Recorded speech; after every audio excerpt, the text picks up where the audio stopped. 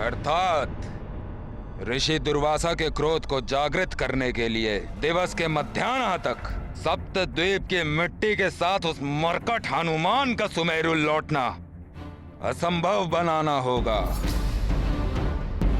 किंतु उसे रोक सके वो बल किसमें है? नहीं दशानन, बल से नहीं छल से रोकना होगा उसे। उस मरकट के स्वभाव में नेत दया, करुणा और ममता का लाभ उठाकर उसे छलेंगे हम। विस्तार से बताइए महाराज महानतम बलि। किसी दुखी लाचार प्राणी की पुकार सुनकर वो मरकट स्वयं को रोक नहीं पाएगा। अपने स्वभाववश वो उसकी सहायता करने के लिए अवश्य ही उसके समीप जाने के लिए विवश हो जाएगा। अर्थात भ्रमित होकर वो वानर बालक अपने लक्ष्य से भटक जाए और ऋषि दुर्वासा का आदेश पूर्ण नहीं कर पाएगा। आपकी कुटिल बुद्धि से उपजी ये योजना को मेरी राक्षसी कंपिका सफल करेगी। कंपिका? जी हां महाराज बलि, मेरी राक्षसी कंपिका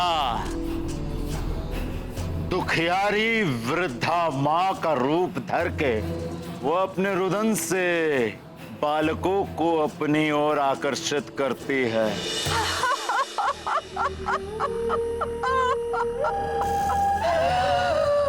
हे पुत्र, वही छवि, वही मुखाकृति। तुम्हें देखकर ऐसा प्रतीत हो रहा है कि मेरा मृत पुत्र ही मेरे समक्ष खड़ा है। पुत्र सुख से वंचित इस माँ का अनुरोध सुन लो पुत्र। वो जो माला सामने पड़ी है उसे देवी माँ को अर्पित कर दे पुत्र, और मेरा बनाया भोजन खा लो, इसे ग्रहण कर लो।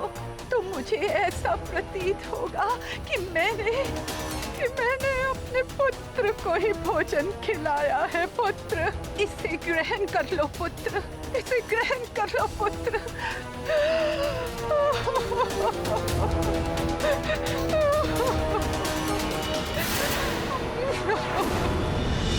सर्वप्रथम वो भोले भाले बालकों को भावुक करके ममता के नाटक से उनके हृदय को अपने वश में कर लेती है। मेरा पुत्र प्रतिदिन भोजन से पूर्व ऐसे ही देवी माता का पूजन किया करता था। हाँ पुत्र, विलंब मत करो, विलंब ना करो। चढ़ा दो माला देवी माँ के चरणों में पुत्र। विलंब ना करो पुत्र। बचाओ, बचाओ, बचाओ! ये क्या हो रहा है? बचाओ, बचाओ! ये क्या हो रहा है?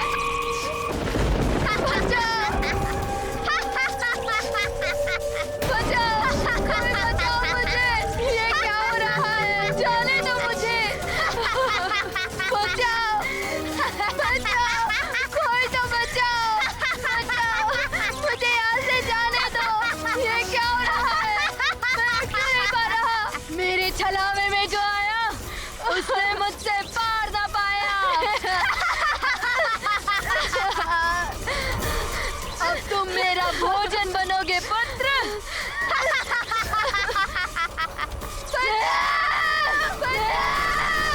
राक्षसी कंपिका के क्रंदन से विचलित होकर वो मरकट अवश्य ही उसके समीप जाएगा। जो माँ की ममता सदैव उसकी शक्ति बनी है, आज वही ममता उसकी दुर्बलता बनेगी।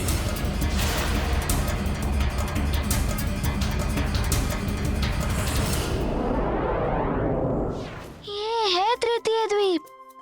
अब यहाँ से शीघ्र ही मिट्टी लेकर वापस जाऊंगा। वत्स हनुमान, मैं एक हवन का आयोजन करना चाहता हूँ, परंतु उसके लिए मुझे सप्तद्वीप की मिट्टी चाहिए।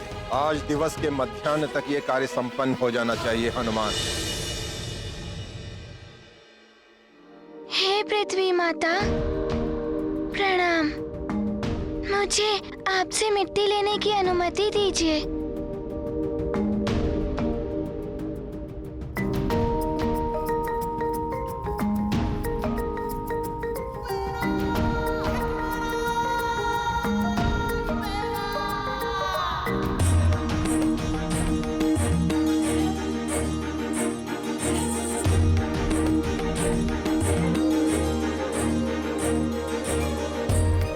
पृथ्वी माता, अब 4 द्वीप और शेष हैं, जहाँ से मुझे मिट्टी एकत्रित करनी है।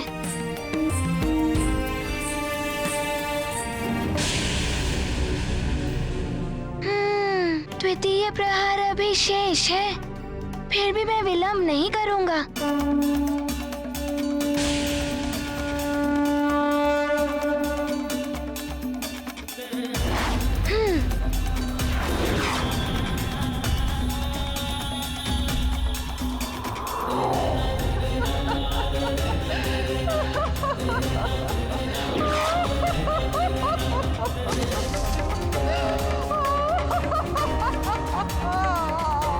ये कैसी ध्वनि है? ये तो किसी वृद्ध माँ की करुण पुकार सुनाई दे रही है मुझे।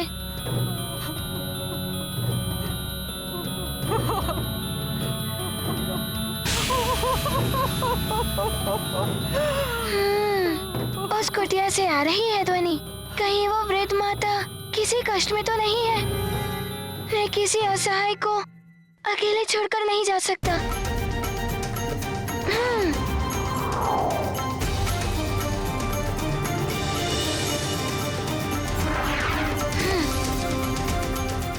आश्चर्य है, यहाँ सूर्य की रोशनी क्यों नहीं है?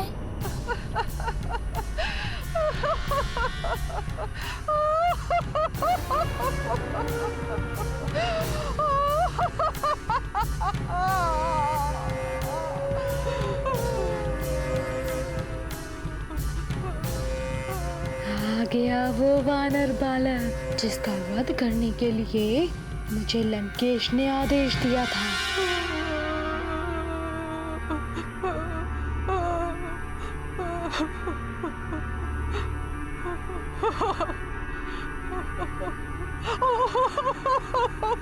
माता, क्या दुख है आपको? क्यों विलाप कर रही हैं आप? हाय मेरा पुत्र, उसी के लिए विलाप कर रही हूँ। आज मेरे पुत्र का जन्मदिन है। कुछ दिन पूर्व एक युद्ध में उसकी मृत्यु हो गई।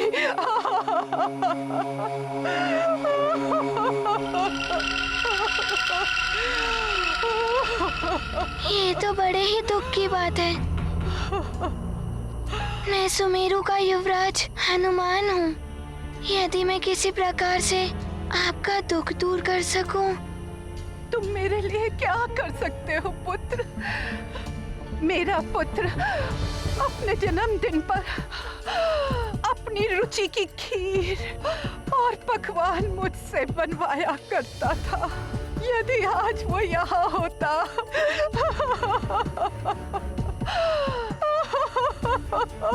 शांत हो जाइए माता, शांत हो जाइए।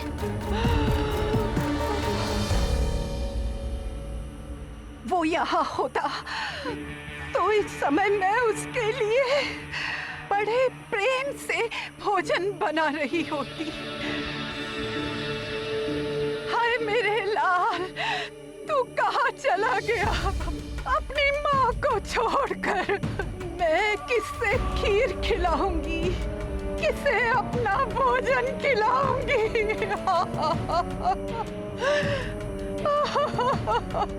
माता, आप मुझे खिला दीजिए। मुझे अपना पुत्र मानकर भोजन कराइए। आपका कुछ दुख कम हो जाए। तो वानर बुद्धि ही इतनी सहजता से मेरे कूट यंत्र में फंस रहा है। तुम करोगे भोजन? तुम करोगे भोजन पुत्र?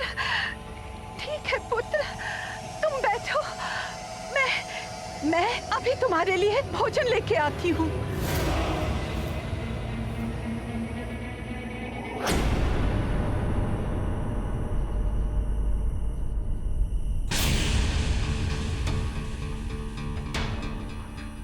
कहीं मुझे विलंब ना हो जाए, परंतु माता को भी इस प्रकार दुखी छोड़कर नहीं जा सकता मैं।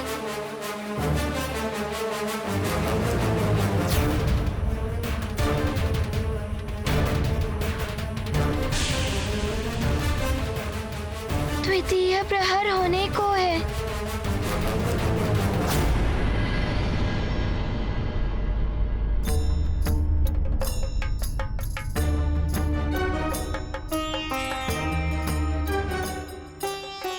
सात दीपों से मिट्टी लेकर इतने कम समय में लौट पाएगा हनुमान या नहीं, कुछ कहा नहीं जा सकता। बहुत कड़ी परीक्षा ले रहे हैं गुरुदेव हनुमान की।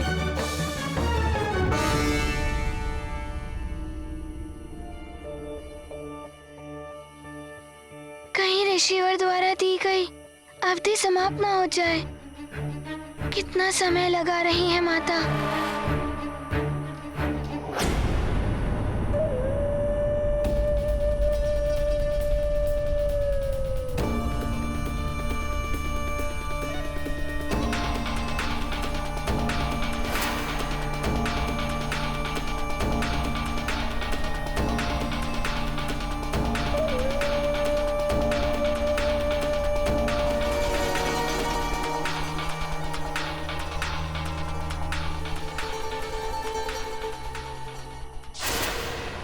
ये खड़ग, ये तो राक्षसों द्वारा प्रयोग की जाने वाली खड़ग प्रतीत हो रही है।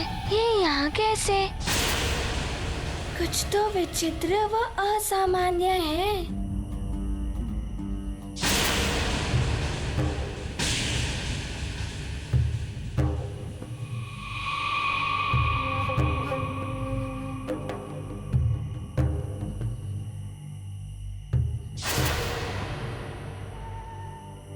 खड़ग देख रहे हो पुत्र? इस खड़ग से तो मैं जलावन की लकड़ियां काटती हूँ पुत्र।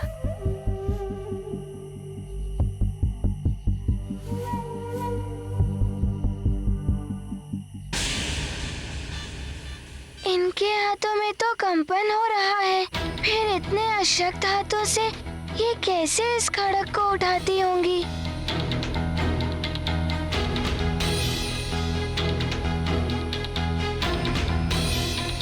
लाइए, ये मुझे दे दीजिए।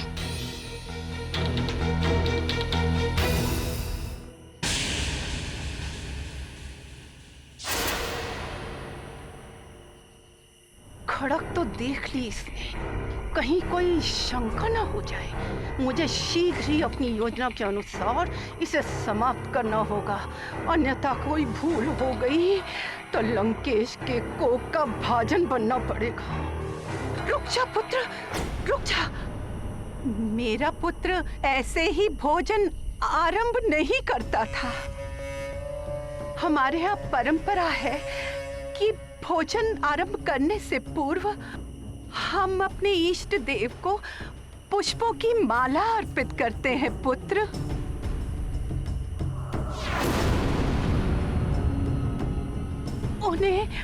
उन्हें नमन करते हैं। मेरा पुत्र भी ऐसा ही करता था। तुम भी ऐसा ही करो पुत्र, तुम भी ऐसा ही करो पुत्र। वानर, पुष्पमाला स्पर्श करते ही तुम्हारे हाथ पांव स्तंभित हो जाएंगे। अब फिर तुम्हारा अंत कर दूंगी मैं। स्वामी, समय अबाध गति से निकल रहा है। ऋषि दुर्वासा के क्रोध से सारा संसार भयभीत है।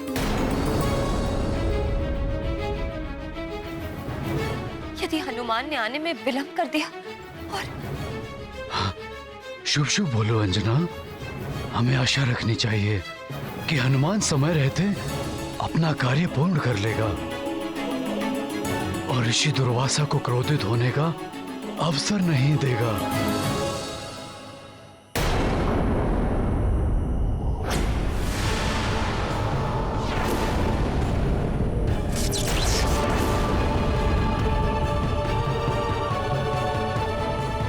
क्या सोच रहे हो पुत्र? पुष्पमाला उठाकर इष्ट देव को चढ़ा दो पुत्र।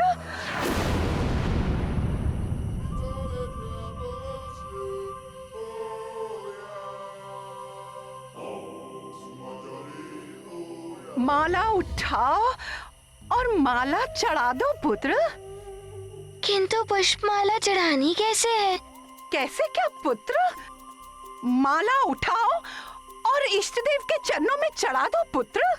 किंतु कौन से हाथ से? इस हाथ से या इस हाथ से? दोनों हाथों से उठाओ पुत्र, दोनों हाथों से उठाओ। देखिए, मैं तो वानर कुल का हूँ, मुझे आपके कुल की परंपरा कैसे पता होगी? आप एक बार करके बताइए ना। तुम्हें इतना भी नहीं आता? मैं दिखाती हूँ कैसे माला चढ़ानी है तुम्हें।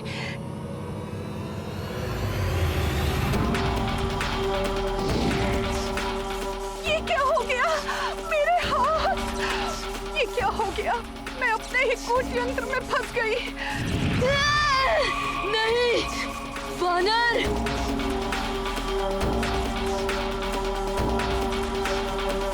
ये तुमने क्या किया? मैंने कहा कुछ किया है, आप तो अपनी बनाई हुई फांस में फंस गई हैं।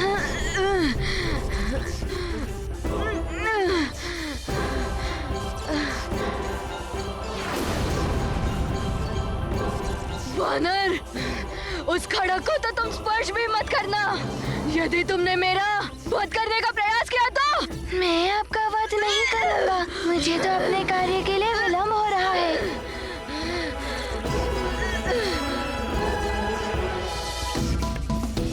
रुको, रुको, मुझे मुक्त तो कर दो।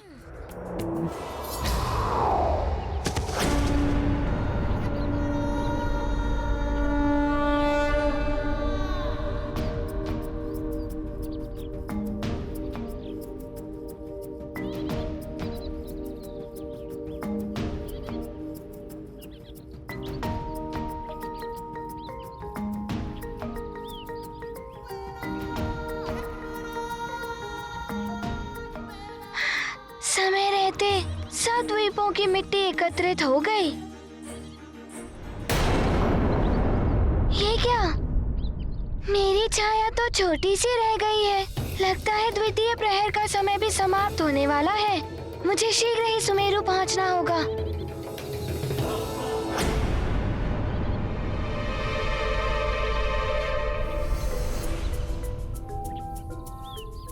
किंतु मुझे एक और आवश्यक कार्य पूर्ण करना है।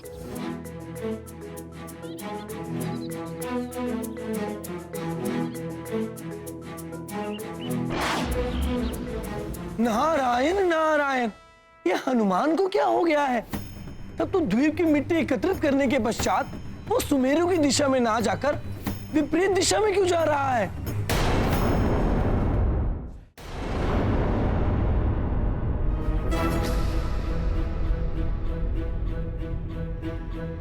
हनुमान समय रहते नहीं लौट पाएगा। जो कार्य ना हो सके उसके लिए कभी भी अपनी स्वीकृति नहीं देनी चाहिए। बहुत बड़ी भूल की है हनुमान ने।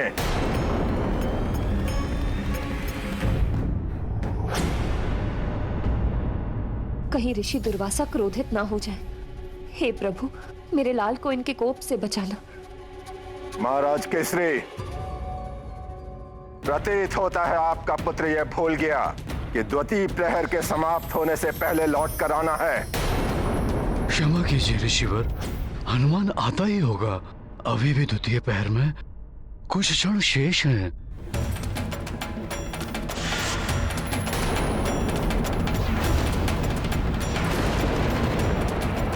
अब तक नहीं आया तो कुछ क्षणों में क्या आ पाएगा? ऋषिवर प्रणाम। ऋषिवर, आपकी सेवा के लिए सप्तद्वीप की मिट्टी प्रस्तुत है।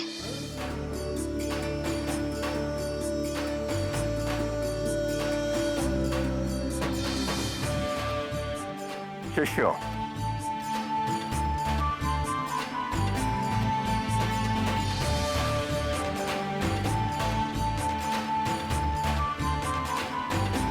हनुमान, हवन के लिए तुम सप्तद्वीप की मिट्टी तो ले आए, किंतु गंगा जल की भी आवश्यकता है।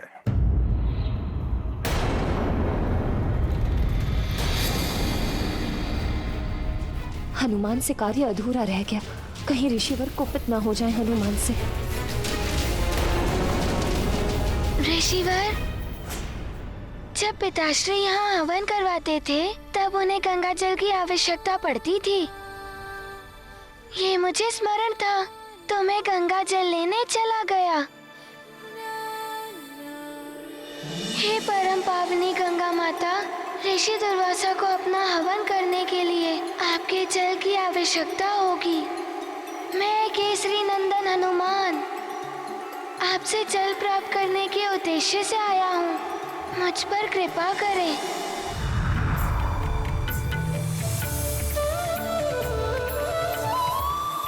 प्रणाम माता गंगा। प्रिय हनुमान, पवित्र उद्देश्य के लिए किए जाने वाले सभी कार्यों में प्रकृति के पांचों मूलभूत तत्व जल, वायु, अग्नि, आकाश एवं पृथ्वी सभी सहायक होते हैं। मैं तुम्हें जल प्रदान करती हूँ।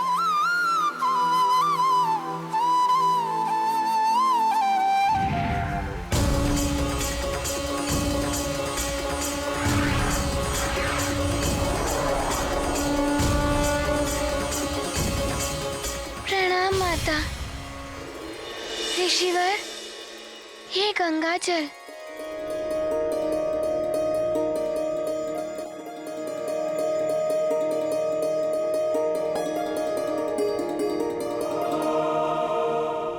हनुमान, ये परीक्षा थी तुम्हारे सामर्थ्य की, तुम्हारी बुद्धि की।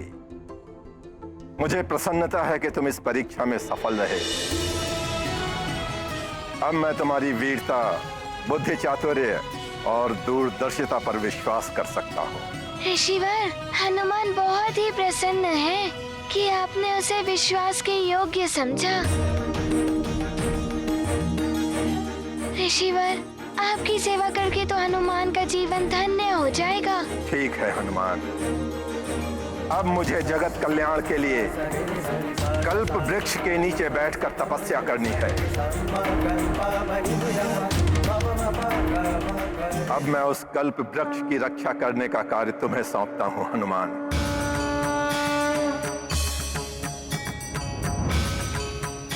अब मैं कल्प वृक्ष का आवाहन स्वर्ग से पृथ्वी पर आने के लिए करूंगा। आइए मेरे साथ।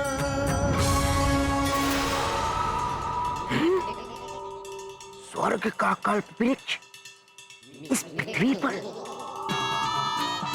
बल बला बल बल, दशानन को इसकी सूचना देनी होगी। बल बला बल बल।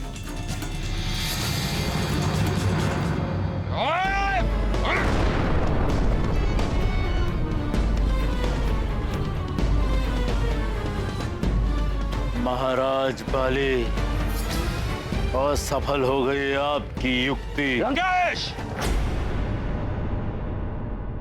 असफल महानतम वाली की युक्ति नहीं, आपकी मायावी राक्षसी, आपके मायावी अस्त्र, आपके द्वारा भेजे हुए विप्रवर हुए हैं।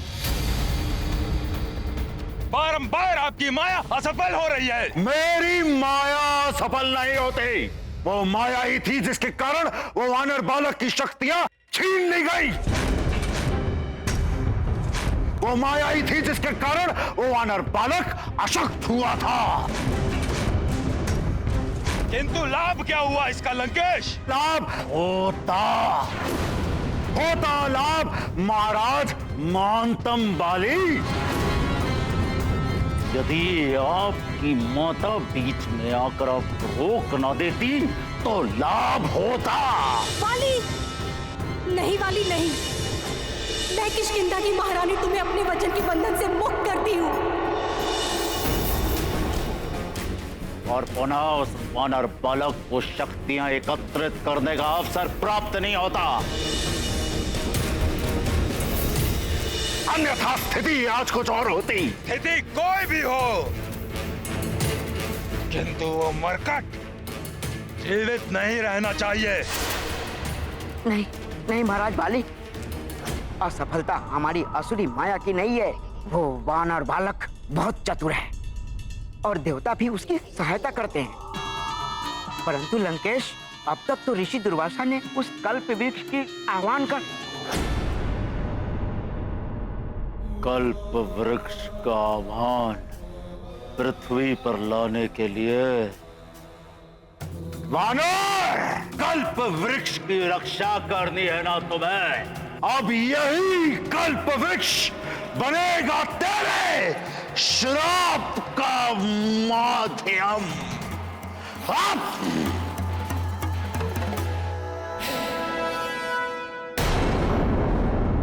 ओम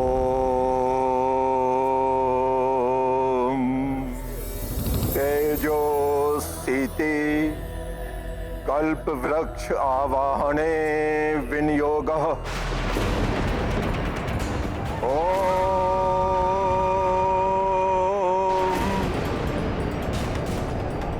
तेजो स्थिति कल्प वृक्ष आवाहने।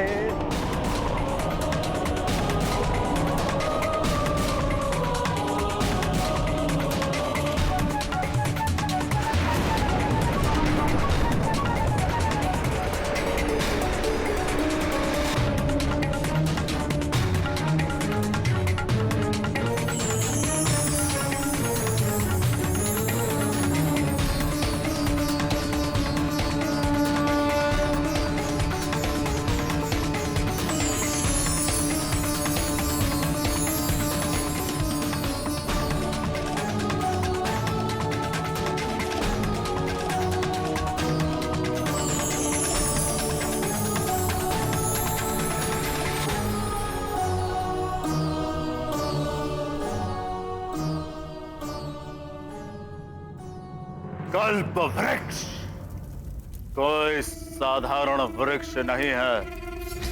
क्या तो होगा ही ना तुम्हें युपाक्ष? भली भांति ज्ञात है।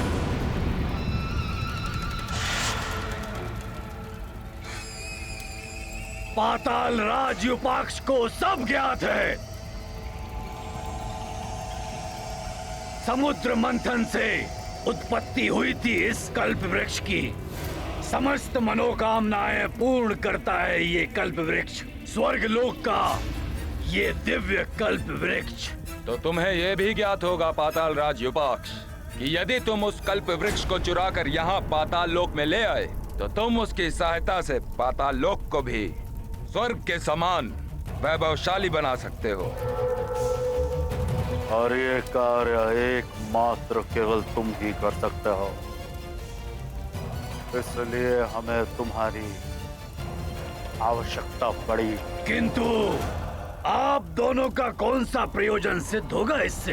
पृथ्वी पर उसका आह्वान ऋषि दुर्वासा ने किया है और उसकी रक्षा के लिए उन्होंने उस केसरी पुत्र वानर बालक को नियुक्त किया है।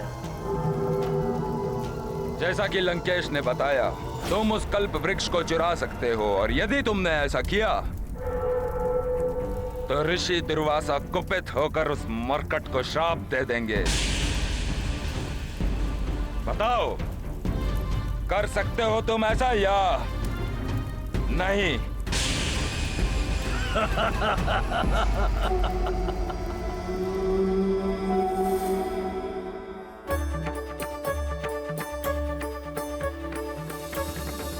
हनुमान स्मरण रहे, दिव्य कल्प वृक्ष की सुरक्षा का दायित्व अब तुम पर है। यदि असुरों को पृथ्वी पर दिव्य कल्प वृक्ष की उपस्थिति के बारे में ज्ञात हो गया तो वे किसी भी प्रकार इसे प्राप्त करने का प्रयास अवश्य करेंगे। आप निश्चिंत रहें। हनुमान पूरी सतर्कता से एवं सजगता से इस दिव्य कल्प वृक्ष की रक्षा करेगा।